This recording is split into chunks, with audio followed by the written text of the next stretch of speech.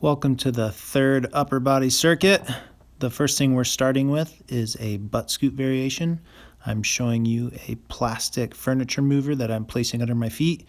If you're at home, you could use a paper plate, a frisbee, something plastic that'll slide. Now what you're going to do is you're going to press your palms down into the floor, lean forward, and pull your shoulder blades down and back to lift your butt up off the floor and scoot yourself forward. For those of you that want a little bit more challenge, don't use anything under your feet. You actually are going to have to engage your core exponentially more, as well as your hip flexors and your quads to maintain that pike position as you scoot yourself forward.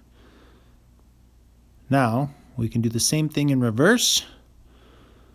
Same idea, you're going to press the floor down and away, but think about pulling your butt up towards the ceiling, or your belly button in towards your spine as you scoot yourself backwards.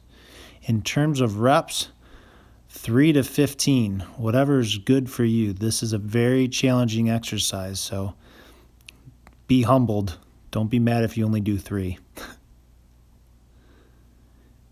Here is a windmill. I do these with dumbbells. If you don't have dumbbells, you can use a band, which I'll show you next, or you can use nothing at all.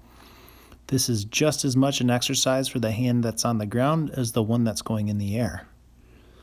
What we want to try to achieve isn't necessarily 180 degrees of rotation, but we want to keep our shoulders stacked in a good position, meaning we don't want to open up and have the head of the humerus glide too far forward in the socket.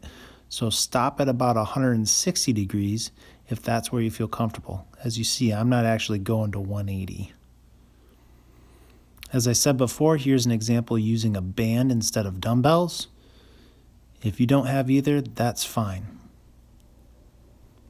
Make sure when you're doing this exercise, you're keeping your lower ribs and belly button pulled up into your spine, and you're trying to keep your hips as stable as possible. So if you put a cup of water on your lower back, you're trying to not have that spill, and the only thing that should be rotating is your upper back.